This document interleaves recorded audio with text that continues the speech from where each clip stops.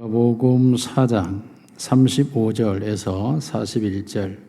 그날 저물 때에 제자들에게 이르시되 우리가 저편으로 건너가자 하시니 그들이 무리를 떠나 예수를 배에 계신 그대로 모시고 가매 다른 배들도 함께 하더니 큰 광풍이 일어나며 물결이 배에 부딪혀 들어와 배에 가득하게 되었더라.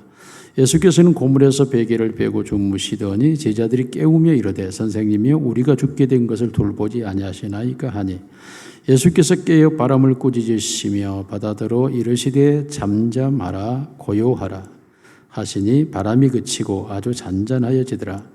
이에 제자들에게 이르시되 어찌 이렇게 무서워하느냐 너희가 어찌 믿음이 없느냐 하시니 그들이 심히 두려워하여 서로 말하되 그가 누구이기에 바람과 바다도 순종하는가 하였더라. 아멘. 연일 지구를 아이스크림 녹이듯이 녹여버릴 것 같은 뜨거운 열기도 자연의 입추가 되면 태양이 지구와 거리가 멀어지기 시작하면서 공간이 넓어지고 선선한 바람이 불어오기 시작합니다. 그러므로 대지는 열기가 식어져 갈 수밖에 없죠.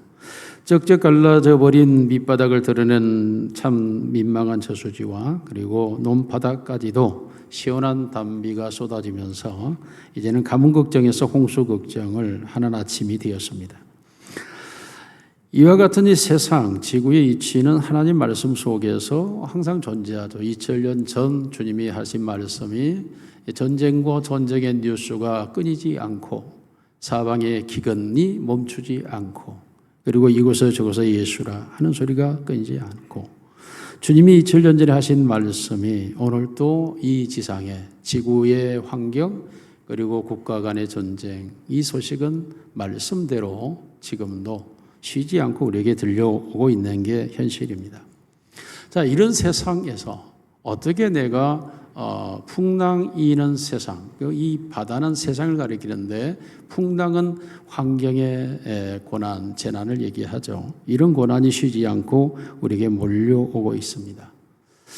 오늘 본문의 내용은 예수님께서 그 유명한 산산수훈을 마치고 산에서 내려오시니까 한 나병 환자가 예수님께 다가옵니다. 그리고 예수님이 원하시면 저를 깨끗하게 하실 수 있습니다 하니까 예수님께서 내가 원하니 깨끗함을 받으라 하니 즉시 나병이 깨끗하여졌더라 라고 말합니다.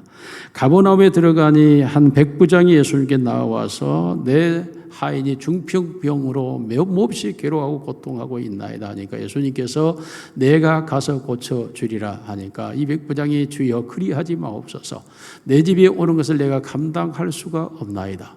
나도 내 수하에 사람이 있고 너희의 사람이 있어서 이가 가라 하면 가고 오라 하면 오나이다. 주여 말씀만 하옵소서 할 때 예수님께서 내가 이스라엘 중에서 이만한 믿음을 만나본 적이 없다 라고 말씀하시고 예수님께서 그 백부장을 향하여 말씀합니다. 내 믿음대로 될지어다. 그 순간에 그 하인의 병이 나았다라고 성경은 기록합니다. 더 나아가 예수님께서 베드로의 장모가 열병으로 고통하고 있을 때 들어가 그 장모의 손을 만져주시니 열병이 떠나가니라. 이러한 사건의 연속으로 무리가 예수님을 밀고 당기는 상황이 발생합니다. 무리가 애워싸 미는 것을 보시고 예수님께서 자 바다 건너편으로 가자 라고 예수님이 배를 띄우라 하고 그 배에 타시고 그리고 제자들이 그 배를 타고 함께 갈릴리 바다를 건너가게 됩니다. 자, 예수님이 탄 배가 가고 있는데 다른 배들도 예수님을 따라가자 하고 다른 작은 배들이 함께 갈릴리 바다에 떴습니다. 고요한 바다를 건너가고 있는 중에 세찬 바람이 불어오기 시작하더니 그 바람은 태풍이 되고 해오리가 되어서 파도가 놀이 되어 배를 뒤집혀버릴 정도의 상황이 발생합니다. 이 풍랑이는 바다 근본에 우리 여름성경학교 중고등부 수련회 예수님과 함께 동행하는 풍랑 항해라고 풍랑이는 바다를 항해하는 그런 주제를 가지고 주일학교 중고등부가 말씀을 드렸습니다. 이 풍랑이는 바다의 이 여름성의 주제가 세 가지라고 할 수가 있습니다. 풍랑 이는 바다란 우리의 삶의 환경의 고난을 말합니다. 환경적인 어려움이 급작스럽게 닥쳐오는 상황을 예시를 합니다. 가던 도중에 12년 동안 혈루병으로 고통하던 여인, 오늘 본문의 연극에서 나온 12년 동안 혈루병 여인은 전혀 아픈 것 같지가 않았어요. 너무 피부가 하얗고 건강해가지고 이게 너무 안 아픈 여자가 등장했다 그런 생각입니다. 좀 얼굴도 째째째하고 옷도 좀 귀족 같은 옷을 입고 나와가지고 가진 것이 다 허비되었다는 말과 맞지가 않는 것 같아요.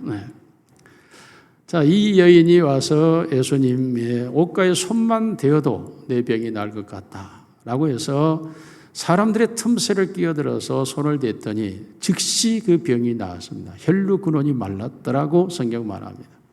예수님께서 자신의 몸에서 능력이 나간 것을 아시고 누가 내 몸에 손을 대었느냐라고 물으니 사람들이 예수님을 울러싸고 무리들이 미는 것을 말씀하십니까? 아니다. 내게서 능력이 나갔다.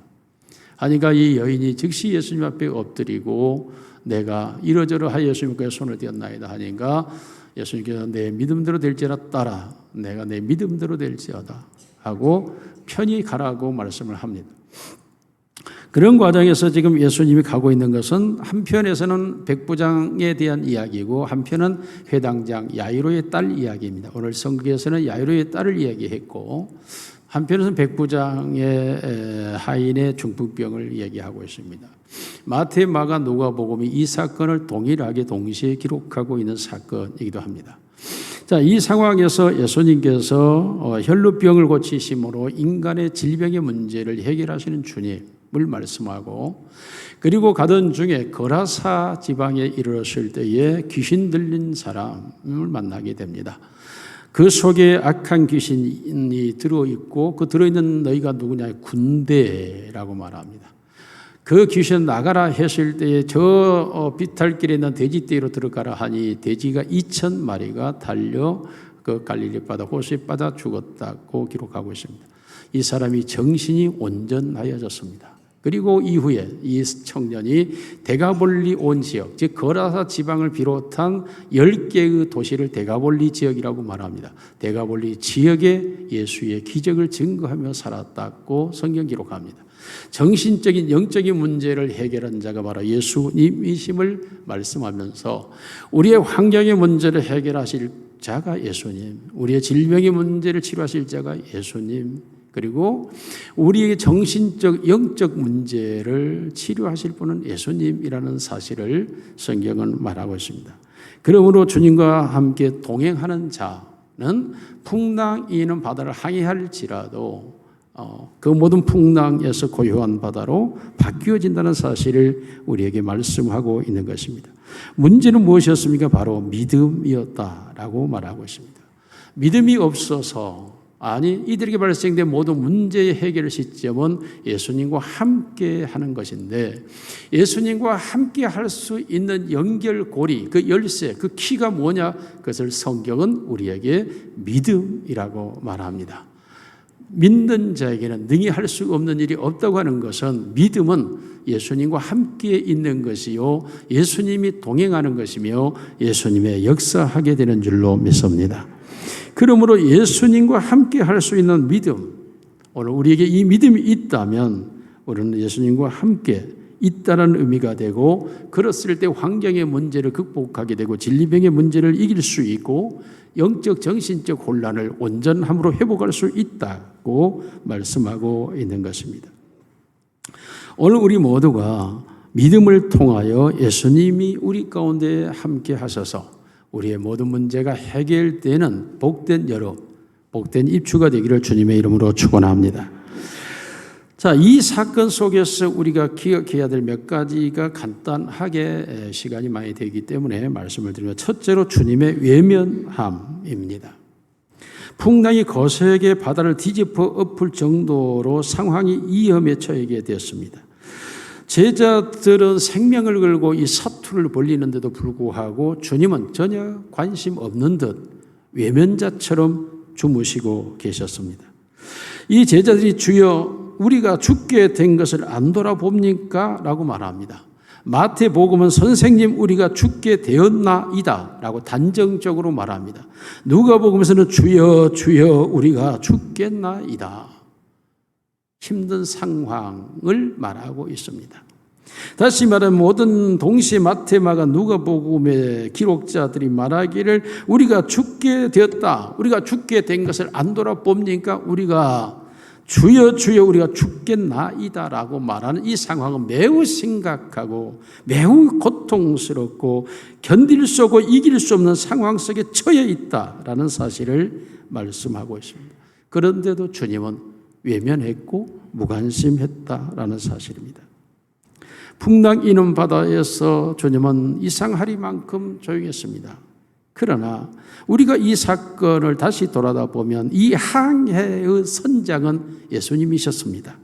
예수님이 건너편으로 가자고 하셨고 예수님이 그들을 따랐고 예수님이 먼저 배에 오르자 그 제자들이 올랐습니다.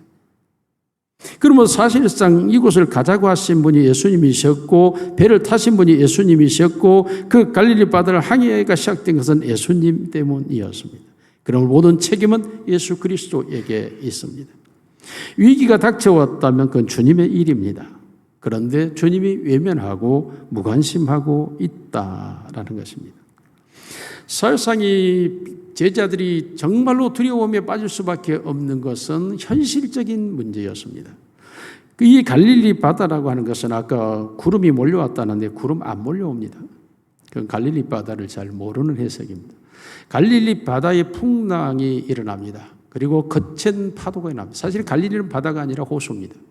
그런데도 불구하고 이 갈릴리 바다에 왜 갑자기 풍랑이 일고 거센 배가 뒤집어지면서 사람들이 죽는 사고가 발생하느냐 하면 그 갈릴리 바다 북편 쪽에는 헤르몬산, 헐몬산이라고 있습니다. 여러분들이 바로 핸드폰 쳐보면 그 산이 만년설입니다. 만년설. 눈이 항상 덮여 있는 산입니다. 해발 2,800m가 넘습니다. 우리나라의 1,500, 1,900 비교할 수 없는 산입니다. 그 산에서 물이 흘러내려서 요단강과 갈릴리 호수로 흘러내려오고 그 산에서 이슬이 내려와서 팔레스틴 그 전 지역의 메마른 땅 위에 적심으로 작은 풀들이 일어나고 양들이 그 풀을 먹고 삽니다. 어떤 면에서 생명의 원천이기도 합니다. 신비의 산이기도 합니다. 이 산에서 냉기가 흘러내려오고 지중해 연안에서 열기가 올라오다가 그 갈릴리 바다에서 부딪히게 되는데 갈릴리 바다가 수면이 내려가 있습니다. 이 수면이 내려가 있는 정도가 약 200 몇 미터 정도가 수면이 아래로 되어 있고 산으로 둘러싸여 있습니다. 그렇기 때문에 이 열기와 냉기와 열기가 부딪히면 그 속에서 풍랑으로 바뀌어집니다. 갈릴리에서 어부생활을 했던 제자들은 이 갈릴리 바다의 사나움을 잘 알고 있습니다. 일로 인한 수많은 사람들이 자기들이 어부생활할 때 죽어갔던 경험도 있습니다. 이 풍랑에 자기들이 지금 노출되어 있습니다. 이 풍랑을 이길 수 없다는 사실도 너무나 잘 알고 같은 동료들이 이 풍랑으로 인해 죽어갔던 일들을 경험했던 자들입니다. 그러므로 이 풍랑을 만난 이 제자들은 너무나 두렵고 떨릴 수밖에 없었습니다. 여러분, 이것은 하나의 자연의 법칙이죠. 우리가 태풍이라고 하는 것이 만들어지고 허리케인이 만들어지는 것, 이것은 하나님께서 자연의 법칙으로 이상이 정해져 있습니다. 어떤 면에서 그 태풍이라든가 허리케인이 매우 나쁜 것 같지만 아닙니다. 어떤 측면에서는 바다를 뒤엎어서 바다를 새롭게 하고 대지를 쓸어버려서 오염된 대지 공간들을 청소하여 깨끗게 하고 그리고 그 태풍을 통하여 폭우를 쏟아부어서 산천에 더러워져 있는 모든 것들을 쓸어버리기도 하고 그러므로 사실상 이 자연의 법칙이라고 말하지만 이 자연의 법칙이 오히려 지구를 살리고 있는 어떤 호흡과 같은 생명체이기도 합니다. 모든 바다와 모든 호수가 마찬가지입니다. 그러므로 하나님의 법칙이라고 하는 것이 적용될 때에 하나님의 백성이라고 해서 예외될 수는 없습니다. 그 지역에 태풍이 불어온다면 하나님의 백성만 그 지역에서 빠질 수 없습니다. 다 동일하게 태풍에 대비를 해야 합니다. 그 지역에 지진이 일어나고 있다면 교회든 성도든 일반인은 다 그 지진의 피해 위에 놓여질 수밖에 없습니다. 풍랑이는 바다 위에 떠있는 배 안에 내가 있다면 동일하게 믿는 자든 믿지 않는 자든 그 풍랑의 위기를 경험할 수밖에 없는 것입니다. 이와 같이 모든 사람들이 사실상 자연의 법칙 속에서 하나님이 정한 법칙 속에 살아가고 있고 이것의 예외는 존재하지 않습니다. 누구나 다 그 자연의 법칙에 적용될 수 있습니다. 물론 하나님이 특별한 경우에 특별한 섭리와 방법을 동원해서 예수님을 통하여 바람을 멈추게 하고 파도를 잔잔케 하는 경우도 있습니다만 일반적으로는 이 세상을 살아가는 모든 사람들은 자연의 법칙에 존재하고 있다는 사실을 우리가 알아야 됩니다. 우리가 인체가 건강하려고 하면서 날마다 폭식을 하고 내가 비만을에서 벗어나려고 한다는 건 불가능합니다. 내 몸에서 처리할 수 있는 능력의 한계가 있습니다. 대사순환 과정이 있는 정도 내 몸의 상태를 알고 그 상태에 맞는 에너지를 공급할 때 내 몸이 건강하지, 지속적으로 과다하게 복용하면 결국 비만이 오고 당뇨가 오고 성인병에 노출되고 그로 인하여 심장사, 뇌졸중 등등을 만날 수가 있습니다. 이것은 하나님이 인체에 정해놓은 자연의 순환입니다. 이것을 우리가 마음대로 사용하면서 극복할 수 있다는 불가능합니다. 내가 하나님의 사람이가 독약을 마셔도 괜찮아? 아닙니다. 독약을 마시면 죽습니다. 그러므로 하나님의 사람들조차도 하나님이 자기 백성들조차도 모두 자연의 법칙 아래 갇혀 있다고 하는 사실은 벗어날 수 없는 현실입니다. 하나님께서 이 자연의 법칙을 통하여 하나님의 통치와 섭리가 있기 때문에 자연의 질서는 어길 수가 없는 것이죠. 자연의 법칙은 하나님의 법칙입니다. 그러므로 하나님의 법칙은 인정사정 없이 모든 사람에게 적용되는 것입니다. 이러한 자연의 법칙 속에서 풍랑 이는 제자들은 선생님 우리가 죽게 된 것을 돌아보지 않습니까? 주여 주여 우리가 죽겠나이다 라고 외칩니다. 그러나 여러분 우리가 기억해야 될 것은 이 자연의 법칙이라고 하는 것은 하나님의 계획과 섭리 속에서 자연의 법칙이 작동되고 있다라는 사실입니다. 이 자연의 법칙이 사실은 하나님의 뜻을 성취하고 하나님의 섭리를 이루어가는 도구요 방식이라는 것이죠. 하나님의 말씀대로 항상 현실은 그대로 나타나고 이루어지는 것입니다. 그러므로 자연의 법칙이라고 하는 것을 우리가 과학적으로 학문으로 설명할 때는 하나의 문서에 불과하고 사실상 그 자연의 법칙을 주관하시는 하나님은 자신의 뜻과 목적을 이루기 위해서 그 모든 자연의 법칙을 적용하며 사용하고 있는 것입니다. 사실 하나님께서 우리를 잉태케 하였고 우리를 지었고 우리를 만들었고 이것은 부인할 수가 없는 거죠. 한 사람이 이 땅에 태어나는 모든 과정을 성경은 분명히 하나님이 잉태케 하였고 지었고 만들었다라고 말씀을 하죠. 오늘도 하나님이 사람을 지어서 이 세상에 보내고 있다고 하는 자연의 순리, 이 원칙은 종은 종을 낳는다고 하는 원칙은 바뀌어지지가 않습니다. 이것이 하나님의 섭리죠. 하나님의 뜻을 이루어가고 있는 하나의 방식이라고 할 수가 있습니다. 하나님의 섭리가 없다면 이 세상은 마치 정원을 가꾸지 않는 난장판된 밭과 같이 정원처럼 엉클어져 버리고 말 것입니다. 그러나 하나님이 자연의 법칙을 통하여 이 지구를, 우주를, 환경을 다스리고 있기 때문에 질서, 조화가 이루어져 가며 모든 게 존재하고 있는 것입니다. 이를 방치해버린다면 이것은 모든 것이 멸망으로 달려갈 수밖에 없습니다. 그러므로 우리는 자연의 법칙조차도 하나님의 뜻이요 하나님의 섭리라는 사실을 알고 거기에 순응하는 태도와 자세를 갖는 것이 올바른 신앙인의 자세라고 할 수 있습니다. 예수님 앞에 나와서 우리가 죽게 된 것을 돌아보지 아니합니까? 라고 할 때 예수님께서 그들에게 말하죠. 너희가 어찌하여 믿음이 없느냐? 이 단어 속에서 보면 여전히 믿지 못하느냐, 아직도 믿지 못하느냐, 믿을 때가 지났는데 믿지 못하느냐라는 의미입니다. 예수님께서 수차례 이 제자들에게 보여줬음에도 불구하고 이 제자들은 예수님의 그 능력과 역사를 보았음에도 믿지 못하고 있었습니다. 그러므로 예수님은 어쩌면 외면하고 있는 것은 무관심이 아니라 저들의 불만을 조장하기 위한 것이 아니라 하나님께서 어떤 뜻을 이루기 위한 기회로 사용하고 있는 것입니다. 여러분, 이러한 것은 우리의 약한 믿음 때문에 우리는 염려하지만 하나님은 그 약한 믿음을 통하여 하나님의 섭리를 이루어가는 거죠. 우리가 일반적으로 신앙을 고백할 때 그렇게 말하지 않습니까? 나는 하나님의 예정을 믿는다, 하나님의 작정을 믿고 하나님의 주권과 섭리를 다 믿는다라고 말하죠. 하나님의 크든지 작든지 다 하나님의 목적대로 되어진다는 사실을 우리가 다 믿는다고 우리가 고백을 합니다. 그리고 우리 자신들이 그걸 믿음이라고 우리 스스로가 말하고 그 모든 걸 믿는 것도 거짓되지 않습니다. 사실입니다. 그럼에도 불구하고 우리의 삶에 풍랑이 닥쳐오거나 질병에 노출되거나 정신적인 혼란이 올 때에 산순간 우리는 믿음이 없는 자가 되어버릴 때가 있습니다. 매우 잘못된 생각에 빠져버릴 때가 있습니다. 어쩌면 오늘 이 제자들처럼 우리가 죽게 된 것을 돌아보지 않습니까? 사실상 이게 예정된 것이라는 사실을 믿으면 될 텐데 하나님이 작정하고 나를 지금 이끌어가고 있다는 사실을 깨달으면 될 텐데 하나님의 주권적인 섭리가 작동하고 있음을 이 모든 현실과 상황 속에 적용하면 될 텐데 우리는 그 순간 두려움에 빠져버리고 우리의 믿음을 놓쳐버립니다. 모든 일은 하나님이 자기의 택한 백성들의 유익을 위하여 하고 있습니다. 모든 일은 하나님의 영광을 나타내기 위하여 하고 있습니다. 우리가 죽게 된 것을 돌아보지 않습니까? 라고 하는 것은 주님이 그들을 외면하거나 무관심해서가 아닙니다. 말씀을 두 번째 단계 대지를 뛰어넘어서 세 번째 단계로 갑니다. 하나님은 자기 백성을 돌보고 계십니다. 이게 세 번째 대지입니다. 여러분, 갈릴리 바다에서 예수님은 자기 백성을 돌보고 있다는 사실을 이 놀라운 사건에서 잘 보여주고 있습니다.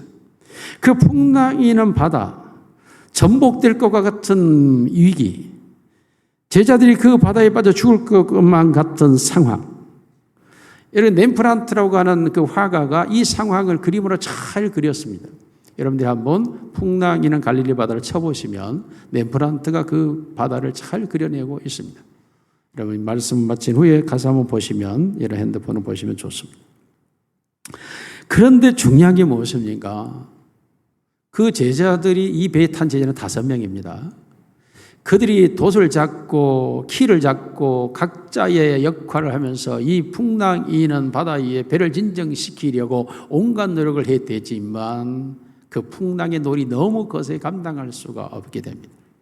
그런데 예수님께서 그 배를 떠나지 않고 계십니다. 그 위기에 배를 버리지 않고 있다는 사실입니다. 예수님은 그들의 믿음이 없는 건 약하여진 믿음도 주님은 알고 계십니다. 한때 바다 위에서 두려움에 떨고 있는 제자들에게 주님이 바다 위를 걸어서 다가갔던 적도 있지 않습니까? 그들의 두려움을 없애기 위해서 아닙니까? 정말 위험천만한 상황인 것은 사실입니다. 우리가 죽게 된 것을 안 돌아봅니까? 이건 거짓말이 아닙니다. 그러나 이 배 안에 있는 모든 사람에게 이것은 적용됩니다. 예수님이 그 배 안에 있었고 예수님도 죽게 된 상황에 놓여 있었습니다. 제자들만이 아닙니다. 예수님도 그 동일한 상황에 지금 놓여 있습니다. 그 동일하게 그 제자들이 가지고 있는 그 환경과 상황 속에 예수님도 놓여 있다는 사실입니다. 그럼에도 불구하고 예수님은 그 배 밖으로 나가지 않습니다. 배를 떠나지도 않습니다. 제자들을 외면하지도 않습니다. 주님 그 제자들과 함께 그 배 안에 주님은 계십니다. 그 제자들이 지금 요동치는 배 안에 있다면 예수님도 그 배 안에 계십니다. 거센 바람이 몰아쳐서 그들을 두드리고 있다면 예수님도 그 거센 바람을 막고 있습니다. 물결이 그를 덮고 있다면 예수님도 그 물결 속에 덮여져 있습니다. 예수님도 그 제자들과 동일하게 동일한 장소에서 동일한 환경과 동일한 일을 경험하고 있다라는 사실입니다. 예수님께서 교회의 머리라고 말씀합니다. 여러분, 주님이 교회의 머리라고 하는 말의 의미가 여러 가지가 있겠지만 이 풍랑이는 바다를 적용해 본다면 온몸에 문제가 생길 때 가장 먼저 고통을 겪는 것은 뇌신경입니다. 머리입니다. 온몸에 문제가 발생한다면 그 몸의 모든 문제의 가장 위기를 느끼는 것은 바로 머리입니다. 뇌신경입니다. 온몸에 문제가 생겨서 그로 인하여서 내가 힘들어하고 있다면 그 힘든 것을 가장 먼저 지시하는 것은 뇌신경, 머리입니다. 온몸이 위협에 처하게 되면 가장 먼저 두려워하는 것이 머리입니다. 온몸이 병들었다면 그 병든 것에 대한 고통을 가장 크게 느끼는 것은 내신경입니다. 그 교회의 모든 일의 문제에 가장 큰 고통과 아픔을 책임을 느끼고 있는 것은 머리 대신 예수 그리스도십니다. 이 풍랑이는 배 위에서 가장 많은 것을 지금 고통스럽게 느끼고 있을 분은 누구십니까? 예수님입니다. 육체를 가지신 그 예수님께서 풍랑이는 그 배 위에서 가지고 있는 모든 고통을 육신으로 다 경험할 뿐만 아니라 예수님은 또 하나의 고통이 존재하고 있습니다. 자신을 믿어야 할 제자들이 믿지 않고 있는 상황입니다. 자신을 의지하고 자기를 찾아야 될 제자들이 자신을 찾지 아니하고 자기들의 생각 속에서 무서움과 두려움과 불안해서 고통하고 있으며 예수님을 원망하고 있는 모습입니다.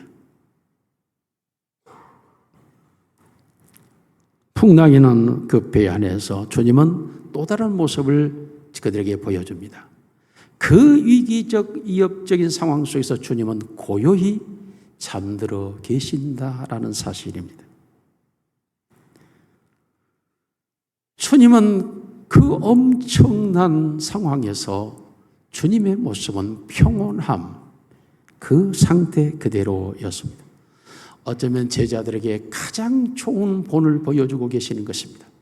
훗날에 제자들에게 닥쳐올 수많은 위협과 위기, 사자굴에 던짐을 받아야 되고 기름 끊는 가마에 던짐을 받아야 되고 때로는 목이 베어져야 되고 십자가에 거꾸로 매달려야 하고 수많은 위기적 상황이 왔을 때 저들의 표정을 어떠해야 할 것인지 주님은 십자가 상에서 보여주셨지만은 이 풍랑이는 바다 위에서 주님은 어떤 모습이어야 할지를 분명하게 보여주고 있는 것입니다.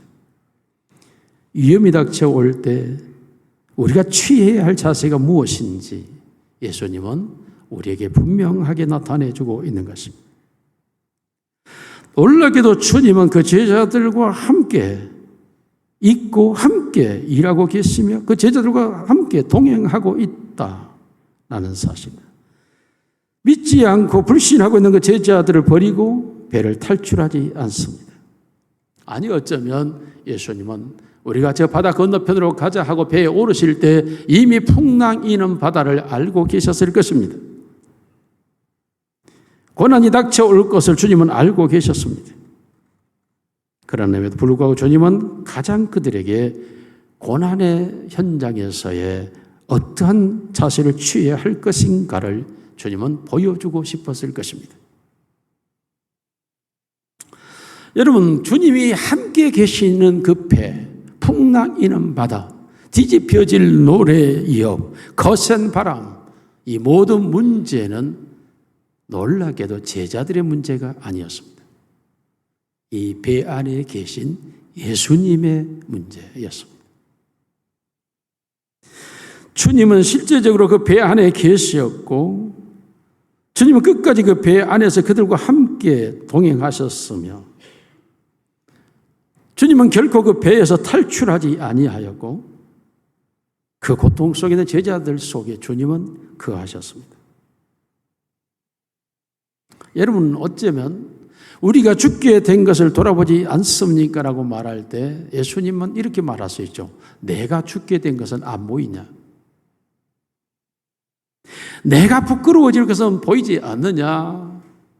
내가 힘들어질 것은 보이지 않느냐? 어쩌면 주님이 제자들에게 보여주고 싶은 것이 있었을 것입니다. 그것은 바로 바람을 멈추게 하고 바다를 잔잔케 하시는 주님이 누구인지에 대한 제자들의 확신을 심어주기 위한 주님의 사랑의 마음이었을 것입니다. 삶의 수많은 풍랑이 일어나는 위기가 우리의 인생을 흔들 때가 있고 알 수 없는 질병이 우리를 찾아와서 우리를 고통스럽게 할 때가 있고 더러운 영적 귀신들이 우리의 정신을 혼란스럽게 하고 우리의 영을 어지럽히고 있을 때에 어떻게 해야 할지에 대하여 예수님은 그 제자들에게 그것을 가르치고 보여주며 그 문제를 해결해 나가는 방식을 알려주고 싶었을 것입니다. 그래서 예수님은 그들에게 말합니다. 믿음이 없느냐? 풍랑이는 바다를 지나갈 때에 12년 동안 혈루증으로 고통받는 여인은 아무것도 몰랐지만 예수님의 옷가에 손만 대도 내 병이 나을 것 같다라고 하는 믿음을 나타낼 때 주님께서는 그 여인을 향하여 따라 내 믿음이 너를 구원하였으니 집으로 평안히 가라고 하며 자기를 따라오는 제자들에게 믿음이 무엇인가에 대하여 예수님은 보여주고 있었던 것입니다. 심지어 불신자였고 이방인의 이탈리아의 백부장이었던 장교가 예수님께 나와서 내 하인이 병들어 죽게 되었습니다 할 때에 예수님께서 내가 가서 고쳐주라 할 때에 주여 감당할 수 없사오니 말씀만 하옵소서. 예수님께서 내가 이만한 믿음을 만나본 적이 없다. 내 믿음대로 되라. 즉시 그 하인의 병이 떠나갔다라고 말씀하면서 풍랑이는 바다에서 무서워 떨고 있었던 그 제자들에게, 두려워했던 제자들에게 바람과 바다를 멈추게 하셨던 그 주님의 능력이 무엇인가를 10년 혈루병 고통받는 여인을 통하여, 이방인 백부장을 통하여 믿음의 능력이 무엇인가를 제자들에게 보여주고 경험하게 하고 싶은 주님의 뜻과 의식의 목적 속에서 자연의 섭리를 다스리며 통치하셨던 것입니다. 사랑하는 성도 여러분, 오늘 예수님은 살아 계십니다. 우리와 함께 동행하고 계십니다. 그 주님이 우리와 함께 하기를 주님은 원하십니다. 아니, 주님은 우리와 함께 동행하고 계시며 우리 어떤 연약함과 부족함 속에서 주님은 우리를 떠나지 않고 세상 끝날까지 우리와 항상 함께 동행하시는 줄로 믿습니다. 삶의 위기가 있습니까? 풍랑이 일고 있습니까? 놀이 일어납니까? 인생이 뒤집어질 만큼 고통스러운 상황이 있습니까? 알 수 없는 질병으로 인하여 수십 년 고질병이 되어 고통하고 있습니까? 정신적, 영적으로 혼란스러운 상황이 있습니까? 예수님이 내게 오시면 그 모든 문제는 한순간에 해결되는 줄로 믿습니다. 예수님이 내게 오시고 예수님에게 나타날 수 있는 유일한 열쇠가 하나 있습니다. 그것은 그 주님을 믿는 믿음입니다. 믿음으로 나올 때마다 그 모든 문제는 해결되어졌고 예수님은 그 믿음을 심어주기 위해서 실제 자연의 섭리를 통하여 예수님은 제자들에게 가르쳐 주신 것입니다. 오늘 우리에게 주님은 동일하게 역사합니다. 너희에게 믿음이 없느냐? 주여 내가 믿나이다. 믿음대로 될지어다. 주여 원하시면 될 줄 믿나이다. 원하는 대로 되라. 오늘도 주님은 우리의 믿음대로 되라고 말씀하고 있습니다. 살아계신 예수님이 우리에게 나타나서 역사하는 그 능력은 믿음입니다. 이 시간 여러분 속에 이 믿음이 들어오기를 주의 이름으로 축원합니다. 그 믿음으로 주님을 바라볼 수 있기를 원합니다. 여러분의 인생과 삶과 육체의 모든 문제가 주님이 오셔서 만져주시고 말씀하심으로 해결되기를 주님의 이름으로 축원합니다. 살아계신 우리 아버지 하나님 감사합니다. 믿음이 그리스도와 연합이라는 사실을 깨닫게 하여 주옵소서. 오늘도 바람을 멈추게 하고 바다를 잔잔케 하시며 12년 동안 고질병을 고치시고 귀신을 내어 쫓아 정신을 온전케 하시고 영을 새롭게 하시는 그 주님, 이 시간 내 안에 내 곁에 와 주시옵소서. 주여 내가 믿나이다. 믿음대로 되게 하옵소서. 내 문제를, 내 상황을, 내 현실을 주님 앞에 내어놓습니다. 주님, 이 문제를 보시옵소서. 이 상황을 보시옵소서. 이 현실을 보시옵소서. 주여, 두려워하고 있는 우리의 마음과 우리의 모습을 보시옵소서. 주님, 말씀해 주시기를 원합니다. 내 믿음대로 될지어다. 내 원하는 대로 될지어다. 나의 삶에, 내 육신에, 내 영적, 정신적 모든 문제가 이 시간 해결되게 하옵소서. 모든 문제가 떠나가게 하옵소서. 주 안에서 온전해지기를 원합니다. 모든 혈로 근원이 말라버리는 문제가 말라버리게 되기를 원합니다. 바람은 멈추고 파도는 잔잔하게 하옵소서. 우리의 삶이 고요해지기를 원합니다.